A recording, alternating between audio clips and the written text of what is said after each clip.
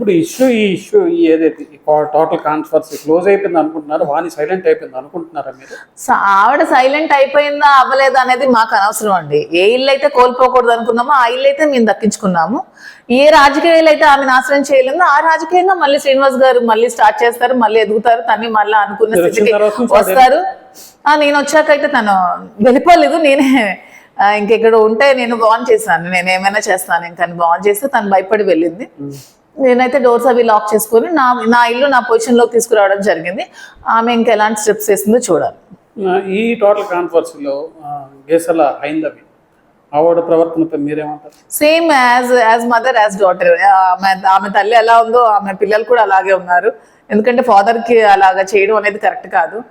ఏ పిల్లలైనా సరే తండ్రి కష్టపడేది మా కోసమే కదా, తను రాజకీయాల్లో ఉన్నా కూడా తన రాజకీయ భవిష్యత్తు ఇచ్చేది మా కోసమే కదా అని ఆలోచించే విధంగా ఉండాలి తప్పితే పిల్లలు కూడా తండ్రి రాజకీయ భవిష్యత్తును నాశనం చేయాలని, తండ్రిని ఓన్లీ ఆర్థికంగానే వాడుకుందామనే ఆలోచన చాలా తప్పు.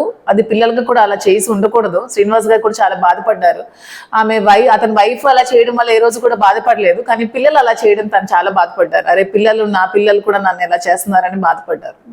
ఇప్పుడు రేపొద్దున్న ఏంటి పిల్లలు అంటే ఎలా ఉండాలి? ఇప్పుడు మొన్న మన ఇన్సిడెంట్ చూసాం, ఆదిమూలం గారి ఇన్సిడెంట్, ఒక వీడియో. వాళ్ళ బాబు వచ్చి ఏం చెప్పాడండి మీడియా ముందు, ఇదంతా మా నాన్నని ఇలా చేశారు, ట్రాప్ చేశారు, ఇలా చేశారు. పిల్లలు అంటే అలా ఉండాలి. అంటే తల్లిదండ్రులు తప్పు చేసినా చేయకపోయినా అది సెకండ్ పక్కన పెడితే, ఏం చేసినా సరే తండ్రిని మన కడుపులో పెట్టుకొని చూసుకోవాలి. తండ్రి కదా, మన జన్మనిచ్చిన తండ్రిని మనం ఎలా చూసుకోవాలి. ఆ సన్ చూస్తే నాకు చాలా ప్రౌడ్గా అనిపించింది. వాళ్ళ ఫాదర్ తప్పు చేసినా చేయకపోయినా తను ప్రెస్ మీట్ పెట్టి వాళ్ళ ఫాదర్ కోసం అలా చెప్తుంటే నాకు ఒక సన్గా అబ్బాయిని చూసి చాలా ప్రౌడ్గా అనిపించింది. పిల్లలు అంటే అలా ఉండాలండి. రేపొద్దున్న మరి ఆ పిల్లలకి కూడా నేను చక్కగా చూసుకుంటాను. తను ఇప్పటికీ ఒకటేనండి, వైఫ్ కి డైవర్స్ ఇచ్చినా సరే శ్రీనివాస్ గారు పిల్లలు అనేది ఎప్పుడు చూడడం మారు. పిల్లలు ఎడ్యుకేషన్ కంప్లీట్ చేస్తారు, పాప మ్యారేజ్ చేస్తారు. తను ఎక్కడ కూడా ఏ విషయం కూడా రాజీ పడరు, తన పిల్లల విషయంలో అస్సలు పడరు. ఆ అమ్మాయికి చదువుకు సంబంధించిన అన్ని ఏర్పాట్లు చేస్తారు. ఆమె మ్యారేజ్ కూడా, చిన్న పాప మ్యారేజ్ కూడా, పెద్ద పాప మ్యారేజ్ అంతా అంగరంగ వైభవంగా చేశారు. చిన్న పాప పెళ్లి కూడా అంతా అంగరంగ వైభవం చేస్తారు. పెద్ద పాప మ్యారేజ్ కి నేను వెళ్ళలేకపోయాను. ఆ టైంలో మా మాయ గారికి వచ్చి హెల్త్ బాగాలేదు, ఆ టైంలో నేను వెళ్ళలేదు. చిన్న పాప పెళ్లి శ్రీన్ గారి దగ్గరుండి పెద్ద పాప పెళ్లి ఎలా చేస్తారో అలాగే చేస్తారు. మీ పిల్లలు చక్కగా చూసుకుంటారని నమ్మకం ఉందా? శ్రీనివాస్ గారు తప్పకుండా చూసుకుంటారండి. బయట ఎవరో తెలియని కార్యకర్తల పిల్లలు వాళ్ళకి ఏమైనా అయితేనే చెల్లించిపోయే మనస్తత్వం కలిగిన వ్యక్తి. సో నా పిల్లలకి ఎందుకు చూసుకుంటారు. ఆవిడ ఇంకా డైవర్స్ ఇవ్వలేదు, ఇష్యూ క్లోజ్ అయిపోయిందని మీరు ఎలా అనుకుంటారు? నేను ఇష్యూ క్లోజ్ అయిపోయింది అదే అనండి. ఇష్యూ క్లోజ్ అయిందా అవ్వలేదా అనేది నాకు అనవసరం. నా హౌస్ ఇష్యూ అయితే క్లియర్ అయింది. ఇష్యూ క్లియర్ అయినా అవ్వకపోయినా శ్రీనివాస్ గారితో నేను ఉంటూ శ్రీనివాస్ గారికి ఇదే రాజకీయాల్లో సపోర్ట్ చేస్తానని చెప్తున్నాను. అదే భవిష్యత్తులో ఆవిడ ఇంకేమన్నా నెక్స్ట్ స్టెప్ జ్యుడిషియల్ గా ఫాలో అవుతాను అని చెప్తున్నారు. ఆవిడ జ్యుడిషియల్ గా ఫాలో అయితే అందరికీ సపోర్ట్ గా ఉంటుంది కదా. శ్రీనివాస్ గారు కూడా జ్యుడిషియల్ గానే ఫాలో అవుతారు. తను లీగల్ గా వెళ్తే తిని కూడా లీగల్ గానే వెళ్తారు. ఆయన ఎందుకు పోయినా అసలు మీ ఇష్యూ వచ్చిన తర్వాత భయపడి వెళ్ళిపోయారా పనుల పైన? భయపడి కాదండి, అతను ఆత్మాభిమానం ఉన్న వ్యక్తి కదా. ఇచ్చేసాను, ఇంకా నాకు దీంతో ఏం సంబంధం ఉంది, ప్రాపర్టీకి నాకు రైట్ లేదు కదా, తన పేరు మీద ఉంది కదా అని సెల్ఫ్ రెస్పెక్ట్ అండి శ్రీనివాస్ గారికి ఎక్కువ. ఇల్లు లేకనే కదా ఇక్కడ కొత్తది కట్టుకున్నారు. మళ్ళీ వస్తే మీరు డాన్స్ ఇస్తారా? నేనైతే పార్టీ కార్యాలయం కిందే కంటిన్యూ. నాకు ఇష్టం, నాకు జగనన్న మీద అభిమానంతోనే పార్టీ కార్యాలయం నిలబడాలనే కన్స్ట్రక్షన్ చేశాను.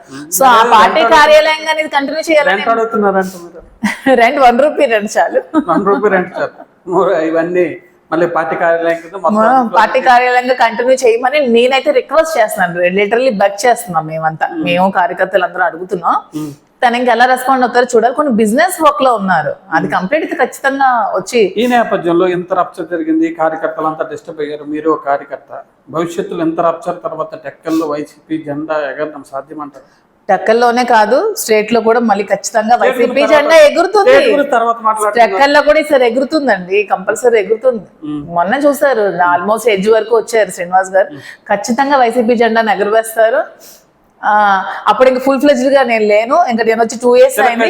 ఇప్పుడు ఇప్పుడే మీకు చెప్పాను కదా, తిలక్ అనే వ్యక్తి టీడీపీ ఇంటర్లింక్ ఉన్న వ్యక్తి, టీడీపీకి సపోర్ట్ గా ఉన్న వ్యక్తి. తిలక్ ఎలాగ అసలు తిలక్ టికెట్ వస్తుందని ఎలా అనుకుంటున్నారు? వస్తే కార్యకర్తలు అందరూ ఎలా యాక్సెప్ట్ చేస్తారు అనుకుంటున్నారు? ఎవరు ఊరుకోరు. తిలక్ ఆల్రెడీ తిలక్ టికెట్ ఇచ్చారనే కదా మంజు అనే ఆవిడ జిల్లా అధ్యక్షురాలుగా తను రాజీనామా చేసింది పార్టీకి. సో అలా చాలా మంది ఉన్నారు ఇష్టం లేని వ్యక్తులు. అంటే దివ్యల మాధురి గారు ఇటీవల కాలంలో ఈ మీమ్స్ తో పాటు ఆవిడ ఇండివిజువల్ కొన్ని టాలెంట్స్ పరంగా కూడా బాగా వైరల్ అయ్యారు. దువ్వాడ శ్రీను గారి కోసం కొన్ని రకాల పాటలు పాడుతున్నారు. మా తెలుగు ప్రేక్షకుల కోసం మీ దువ్వాడ గారి మీద ఒక పాట నెక్స్ట్ నాకు ఇప్పుడు వాయిస్ బాగాలేదు. పర్లేదు మేడం, లేదు లేదు ఒక చిన్న సాంగ్ మా కోసం. ప్రస్తుతం మనం దువ్వాడ శ్రీనివాస్ గారి ఇంటి కిచెన్ లో ఉన్నాం. దివ్యల మాధురి గారు ఇక్కడ కిచెన్ లో ఏదో ఎక్స్పెరిమెంట్ చేస్తున్నారు. ఏంటి మేడం? ఇప్పుడు ఒక క్వశ్చన్ అండి, ఇది దువ్వాడ శ్రీనివాస్ గారి హౌస్ అయితే ఇప్పుడు కాదు, దివ్వల మాధురి ఇల్లు. నేను డబ్బులు ఇచ్చి కొనుక్కున్న ఇల్లు. సో దివ్వల మాధురి ఇల్లు అని మీరు చెప్పాలి. ఎంతో బాకీ ఉన్నారు కదా ఇక్కడ ముందు నుంచి పరిచయం ఈ వంటగదిలో. ఇవంతా నేను దగ్గరుండే శ్రీన్ గారి కోసం నేను ఇవన్నీ చేయించానండి. మేము శ్రీన్ గారు అక్కడి నుంచి వచ్చిన తర్వాత హౌస్ కన్స్ట్రక్షన్ చేసుకున్నాం కదా, ఆ టైంలో దగ్గరుండి ప్లానింగ్ అంతా చేసుకొని కిచెన్ అంతా చేసుకోవడం జరిగింది. కుకింగ్ నాకు హాబీ, నాకు కుకింగ్ చాలా ఇంట్రెస్ట్. అన్ని నేను దమ్ బిర్యానీ బాగా చేస్తాను, మటన్ లివర్ చేస్తాను, నాటుకోడి ఇగురు చాలా బాగా చేస్తాను. మాక్సిమం అన్ని నాన్ వెజ్ వెరైటీస్ అన్ని చేస్తాను, వెజ్ వెరైటీస్ సాంబార్ అన్ని చాలా బాగా చేస్తాను. ఖచ్చితంగా మీరు ఎప్పుడు వచ్చినా ఆల్వేస్ వెల్కమ్. శ్రీనివాస్ గారికి నాటుకోడి ఎగురు చాలా ఇష్టం, నాటుకోడి చాలా ఇష్టం, ఫిష్ కూడా ఇష్టం. తర్వాత అతనికి వెజ్ లో సాంబార్, పొటాటో ఫ్రై చాలా ఇష్టం. భోజనానికి రమ్మన్నారు కానీ ఎందుకు పాట పాడమంటున్నాం ఏదో ఒకటి చెప్పడం లేదు. ఈ మీకు ఇష్టమైన హాబీ కుకింగ్ చేస్తూ ఒక చిన్న సాంగ్ మా కోసం. ఎన్నిసార్లు పాటిస్తారు మీరు? మంచి మూడ్ లో ఉన్నారు, ఏదైతే మంచి మీకు ఇష్టమైన కుకింగ్ చేస్తున్నారు, కుకింగ్ చేస్తున్నప్పుడు మీరు ఏ సాంగ్ చేసుకుంటారు అన్నది మాట్లాడుకుంటారు, పాడుకుంటారు. ఒకసారి మా వ్యూవర్స్ కోసం మీరు చెప్పండి ఏం పాట. కరిగిపోయానికి వస్తే బాగా ట్రెండింగ్ లో ఉంది. కరిగిపోయాను కర్పూర వీణలా, కలిసిపోయాను నీ వంశధారలా. చాలు, ఇంకా ఎక్కువ పాట.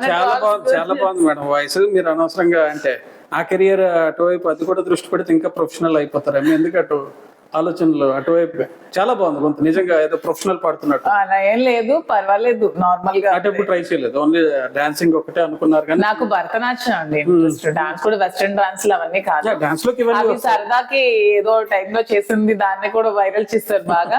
నేనైతే ప్రొఫెషనల్ గా భరతనాట్యం డాన్సర్ ని. నా చిన్నప్పటి నుంచి భరతనాట్యం, సింగింగ్ వైపు కూడా ఆలోచన లేదు. మామూలుగా నేర్చుకున్నాను చిన్న మ్యూజిక్ ఎప్పుడు చిన్నప్పుడు, అంతే, అంతవరకు.